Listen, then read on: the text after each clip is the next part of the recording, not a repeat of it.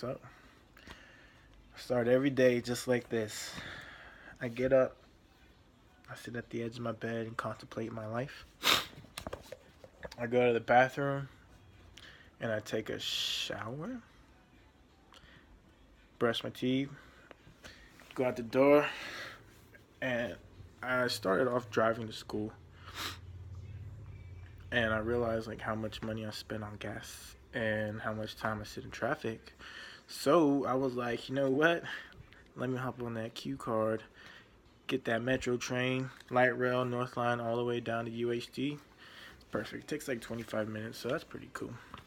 On the first day of school, I was so lost. I was wandering around school, and then I end up in some part of the north main building, and I was asking one of the secretaries, like, "Hey, I don't know where I am. How do I get to the academic building?" She told me. So I was still kind of lost after that. And it took me a while to realize like you gotta walk around and then up the stairs to get to the academic building. So they should like, I don't know, maybe I missed the seminar, but they should actually like kind of teach you that, you know. So I started off. I used to work. I would work throughout the week, and then I told my boss that I couldn't do it anymore because I was trying to focus on school. I was taking 5 classes this semester, and then eventually I ended up putting my 2 weeks in, and I felt a lot better. I have more time to focus on school. I saw my grades improve, and even like my relationship with my girlfriend and with my family. So it turned out to the best. My expectations for this semester weren't as, I guess you could say, as heavy as I thought it was gonna be. I knew it was gonna be rough. I'm going to a university, so I gotta bring my A game. However, what really got me was all the work online, and all the online work just. I am not a good online worker at all. I procrastinate to the very end. I don't know what I'm doing if someone doesn't tell me how to do it or what I'm doing wrong in a sense. So that was pretty. That was a shell shock to say the least. I eventually got over it and overcame it. Tenacious.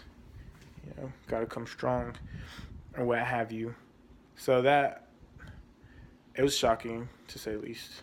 Like I said, but I guess it really set in motion what I have to think about for the future, and just my expectations from now on. Now that I know, I can actually like stay a little focused or stay more focused, so to speak.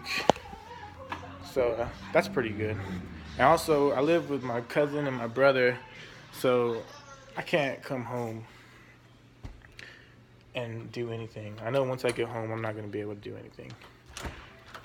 And also, these guys go all night long. Man, Tuesday through Sunday, they're partying. And it doesn't matter what the occasion is, what it's for. I have to deal with this every single day of the week. You get used to it, I guess. But moving on. So actuality, school was a lot more tough than, or a lot tougher than I imagined. But I overcame it, like I do. So what I have planned for the future, my future is trying to graduate as soon as possible. I plan on minoring in art, communications, or in uh, what was it? Or in sociology. But I'm leaning more towards art communications, as you can tell. I plan on taking 4 classes throughout the summer just so I can stay on my A game. I also recently joined the Army Reserves, which is why I cut my hair off. It was a sad moment when that happened. But now I'm getting into rhythm of things. and I know I'm gonna have to go to school for the Army Reserves, so I'm gonna have to take a semester off, which I really don't like the sound of.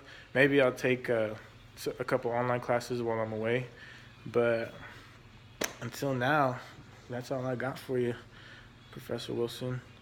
I really appreciate the class, though. It was really enlightening, to say the least, and you gave me a lot of tips for public speaking, and I really appreciate that. You're a really good teacher, and I can see the passion in it, so I appreciate that as well. And I look forward to trying to take more classes with you and doing a speech and debate. So thank you for everything. I hope to see you soon. Enjoy your summer.